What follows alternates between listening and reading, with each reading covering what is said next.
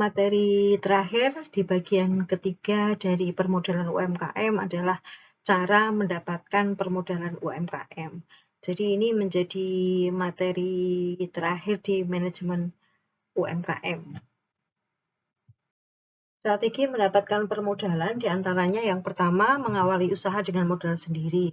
Bisa juga modal sendiri itu diperoleh dari modal keluarga atau simpanan dari pemilik usaha itu gitu. Ini meminimalkan resiko karena meminimalkan kewajiban untuk membayar bunga atau kewajiban tanggungan lainnya. Kemudian yang kedua, manfaat legalitas usaha. Hampir semua pembiayaan ini sebenarnya atau tawaran kredit gitu ya mensyaratkan hal ini, sehingga di sini kalau UMKM perlu sekali secara bertahap untuk melengkapi legalitas usaha yang dimiliki, yang paling mungkin dimiliki saat ini, dan sebenarnya ini membuka peluang banyak hal kalau UMKM itu membekali dirinya dengan paling tidak memiliki dua hal. Yang pertama ini adalah izin usaha mikro kecil, atau yang kedua adalah nomor induk berusaha atau NIB gitu. Karena dengan IUMK atau NIB ini cukup untuk memperoleh legalitas usaha, karena untuk tahapan berikutnya dua ini sudah menjadi syarat, misalnya seperti pengurusan PIRT, kemudian ada lagi misalnya ada kepengurusan sertifikasi halal dan sebagainya, ini menggunakan itu. Kemudian yang kedua, UMKM juga perlu membuat rencana bisnis, walaupun sederhana ini penting gitu, karena ini menjadi cetak biru bagaimana usaha itu bisa dikomunikasikan kepada calon pemilik, pada calon investor gitu, atau meyakinkan pada calon-calon pemodal, atau mungkin malah justru kreditur gitu ya, karena mereka bisa membaca perjalanan bisnis, kemudian potensi bisnis itu bisa berkembang atau tidak, atau yang paling utama dari rencana bisnis itu mereka bisa mengukur bagaimana kemampuan si usaha itu untuk bisa memiliki kemampuan mengembalikan kewajibannya di pinjaman, atau mungkin kalau investasi ya dari pihak investor itu yakin bahwa usaha itu memang layak untuk didanai. Beberapa fasilitas yang bisa diakses UMKM diantaranya yang pertama ada dana pendampingan usaha dari kementerian terkait. Ini ada beberapa memang penawaran baik dari Kemendikbud, Kemenristek, kemudian ada juga misalnya sekarang dari Kementerian Koperasi dan UKM itu sendiri gitu ya. Jadi ada beberapa dana khusus yang diperuntukkan untuk pendampingan UMKM. Kemudian ada juga yang kedua program penguatan usaha kecil dari pemerintah daerah. Ini biasanya ada beberapa fasilitasi pelatihan yang fungsinya untuk penguatan kapasitas dari UMKM. Kemudian yang ketiga ini namanya ada dana PKBL atau program kemitraan dan bina lingkungan, atau biasanya kita kenal yang namanya Corporate Social Responsibility atau CSR gitu, yang hanya ada di badan usaha milik negara atau BUMN gitu. Beberapa BUMN menawarkan program-program dari mulai pendampingan sampai dengan pemberian dana kemitraan dengan bunga yang relatif rendah gitu, seperti misalnya kayak Telkom, kemudian ada Pertamina gitu ya, ini menawarkan dengan bunga relatif rendah sekitar 3% per tahun. Kemudian ada juga fasilitas pembiayaan UKM dari perbankan gitu ya, kemudian ada fasilitas pembiayaan UKM dari lembaga pembiayaan lainnya, misalnya seperti koperasi gitu. Kemudian ada beberapa asosiasi usaha. Kemudian di sini juga ada penawaran dari perguruan tinggi, biasanya ada program-program khusus seperti misalnya ada program inovasi produk dari yang bisa diusung dari perguruan tinggi, kemudian ada pembiayaan calon perusahaan pemula itu juga dibiayai perguruan tinggi, kemudian ada juga misalnya seperti kemarin yang terdampak COVID, ini ada program pemulihan untuk UMKM, namanya program Bangkit UMKM. Ini sebenarnya banyak sekali akses program untuk UMKM. Ya, kemudian menembus akses perbankan ini ada beberapa hal gitu. Kalau kita lihat di tahapan penilaian permohonan kredit ini dulu pernah kita bahas di bank dan lembaga keuangan. Yang pertama, kesesuaian permohonan kredit dengan pasar sasaran bank gitu. Jika tidak sesuai dengan pasar sasaran, maka permohonan akan ditolak. Kemudian juga biasanya ada analisis kredit bisa dilakukan melalui program BI checking gitu ya, identitas pemohonnya, kemudian tujuan permohonan kredit, riwayat hubungan kredit, hubungan bisnis dengan bank gitu ya, misalnya ada track recordnya. Kemudian secara umum memang kolektibilitas kredit bisa diukur melalui 5C, ada karakter, kemudian capacity, capital, condition, dan juga kolateralnya. Nah, untuk menyiasati kredit di usaha kecil itu ada beberapa hal gitu ya, atau tip menembus akses perbankan. Yang pertama, untuk usaha baru hindari pembiayaan dari bank. Kalau tadi disarankan, upayakan kalau untuk mengawali usaha, dana atau modal awal itu diperoleh dari modal sendiri atau bisa juga dengan modal keluarga gitu. Kemudian yang kedua, perbaiki manajemen internal sebelum mengajukan kredit ke bank. Artinya memang upayakan melakukan beberapa atau kepemilikan dokumentasi atau pencatatan-pencatatan sehingga memang usaha ini secara legalitas, kemudian secara kredibilitas ini bisa membangun kepercayaan bagi pihak luar. Yang ketiga, pertimbangan risiko kredit terhadap kelangsungan usaha. Yang perlu dipertimbangkan di dalam memperoleh kredit sebenarnya adalah kemampuan di dalam mengangsur gitu. Yang pertama, kalau kita melihat pada kemampuan angsuran itu adalah pokok angsurannya itu bisa nggak diangsur setiap bulannya. Kemudian misalnya kewajiban utama di dalam kredit itu sebenarnya ada tambahan berupa biaya bunga yang dikenakan oleh UMKM. Sebaiknya ini diperhitungkan dengan baik. Kemudian yang keempat, sebelum menentukan bank dan jenis kredit yang dipilih, cari informasi sebanyak mungkin, dibandingkan gitu ya, atau minta seperti brosur gitu kan, ada informasi mengenai keterangan-keterangan misalnya seperti persyaratan, kemudian jenis angsurannya, bunganya berapa, atau mungkin tabel-tabel angsuran kalau kita menginginkan plafon-plafon tertentu. Kemudian antar bank bisa dibandingkan, antar lembaga pembiayaan bisa dibandingkan gitu. Sehingga kita betul-betul mampu memilih kredit bank yang memberikan sedikit sekali resiko terhadap kita. Artinya kemampuan angsuran kita itu bisa diukur gitu dari situ. Yang kelima, ketika datang ke bank, mintalah informasi selengkap mungkin tentang kredit yang mau diajukan gitu ya. Kalau memungkinkan ternyata misalnya kemampuan angsuran kita, misalnya kita melihatnya pada sisi jangka panjang gitu. Tapi resikonya misalnya secara jangka panjang berarti bunga yang akan kita bayarkan kepada pihak perbankan atau lembaga keuangan lain itu menjadi jauh lebih besar gitu. Kalau angsurannya periodenya semakin panjang.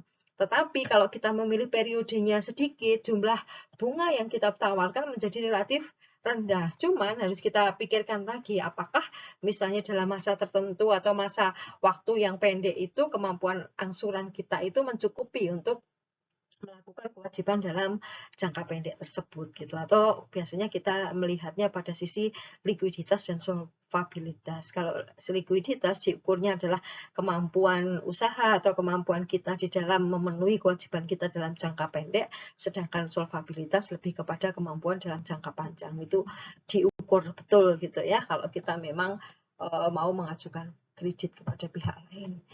Ya, kemudian selanjutnya kalau kita melihat pada program-program ini masih program-program kredit untuk usaha kecil, ini ada beberapa, di antaranya ada KUR gitu ya, KUR kredit usaha rakyat mikro dan KUR-nya untuk retail gitu. Ini juga relatif rendah, bunga sekitar 6-7% gitu. Kemudian program Pusat Pelayanan Kredit Koperasi atau PPKKP oleh Bukopin lewat KUD biasanya dan kelompok-kelompok simpan pinjam. Kemudian ada program kredit kecamatan, ini juga bisa ditawarkan melalui BKK ya, atau justru ke LDKP, Lembaga Dana Kredit Pedesaan. Ada juga program pengembangan hubungan bank KSM oleh Bank Indonesia melalui bank pelaksana, atau justru kalau biasanya bank juga ada program-program pendampingan untuk penguatan kapasitas dan pengembangan UMKM gitu. Kemudian biasanya kalau melalui Bank Indonesia itu nanti betul-betul didampingi ya dari mulai usaha itu, mengawali usaha, pengelolaan manajemennya, sampai yang utama biasanya Bank Indonesia juga membantu dari aspek marketingnya. Kemudian ada kredit usaha kecil yang dilayani oleh Bank Umum KUK, kemudian ada pinjaman kelompok usaha dan koperasi gitu ya, ada oleh juga misalnya BMI. Nah, kemudian mengakses dana BUMN itu bagaimana ya caranya itu? Ini sekaligus kita juga membahas kaitannya dengan kemitraan tadi. BUMN ini biasanya menyediakan 1-2% keuntungannya untuk pembinaan UKM. Tadi yang disampaikan wujudnya biasanya ada dua. Yang pertama adalah program bantuan fasilitasi gitu, yang biasanya misalnya kita mengakses ke BUMN, wujudnya program itu seperti apa, kemudian mereka sudah memberikan bantuan dalam wujud barang, kemudian peralatan, atau mungkin pelatihan-pelatihan yang sifatnya untuk pengembangan usaha, atau justru wujudnya adalah kredit lunak atau yang dinamakan dana kemitraan yang tadi saya sampaikan.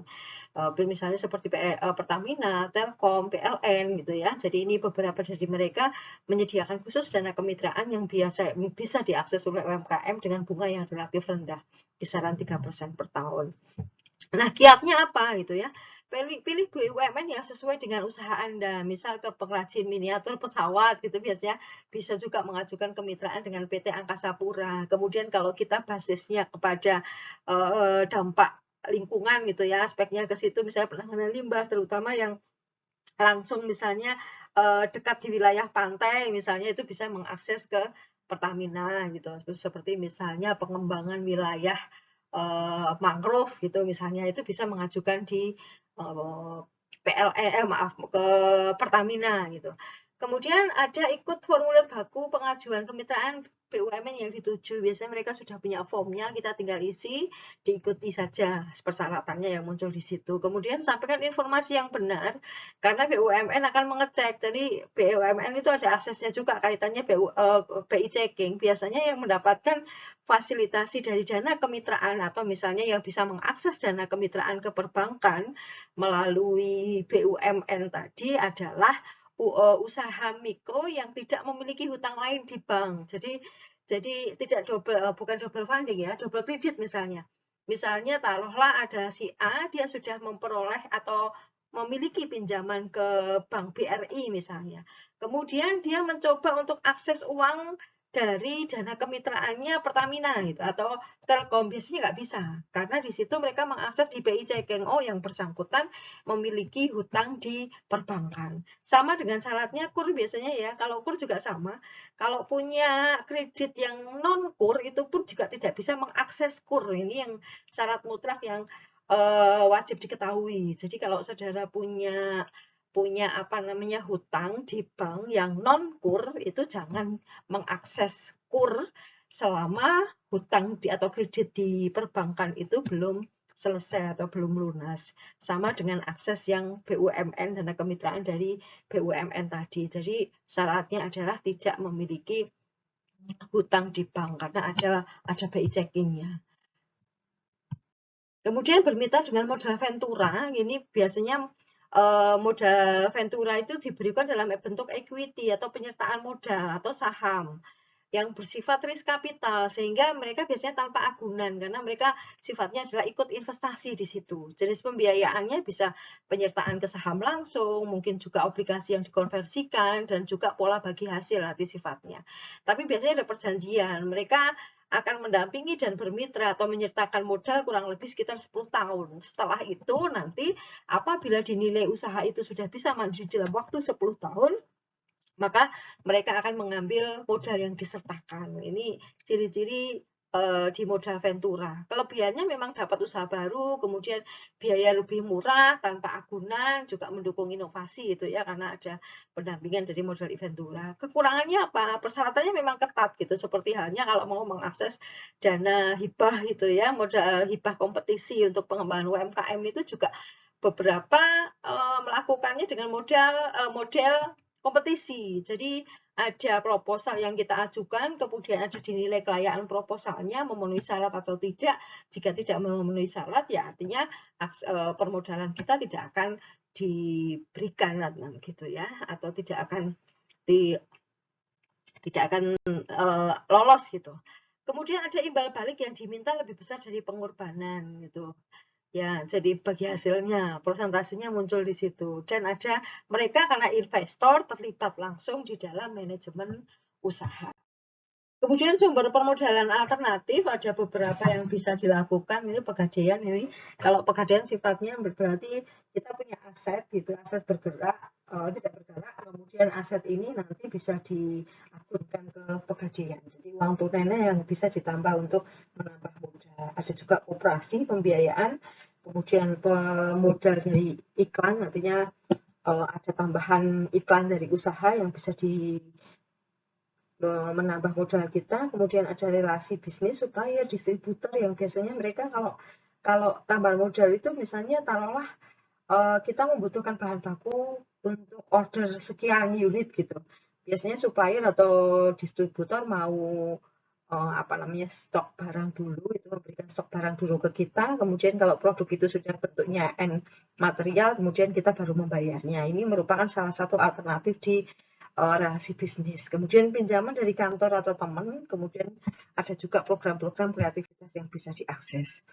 Nah, tadi saya sampaikan sedikit kaitannya dengan jenis legalitas UMKM. Ini yang tadi yang disampaikan ada dua hal. Yang pertama adalah IUMK, izin usaha mikro kecil, kemudian ada NIB, nomor induk berusaha gitu ya. Kalau di Kabupaten Purworejo, Anda bisa klik di akses ini lengkap, mau ngurus NIB, mau ngurus IUMK gitu, kemudian mau mengurus PIRT gitu ya. Kemudian ada mungkin perubahan-perubahan perizinan yang sudah kita miliki, kemudian misalnya perpanjangan PIRT dan sebagainya sekarang sudah relatif bisa dilakukan dengan sistem online gitu atau OS gitu ya. Jadi semuanya sekarang lebih mudah gitu. Sehingga memang UMKM sekarang perlu sekali melakukan perubahan di kemampuan teknologinya gitu ya, sehingga ada perubahan-perubahan perilaku, ada perubahan-perubahan informasi atau kebijakan yang terkait dengan kemudahan-kemudahan seperti ini dengan mengakses melalui internet ini bukan lagi menjadi kesulitan bagi UMKM. Ya, ini materi kita untuk cara mendapatkan permodalan selesai, berarti selesai juga untuk materi manajemen pengelolaan keuangan UMKM atau permodalan UMKM.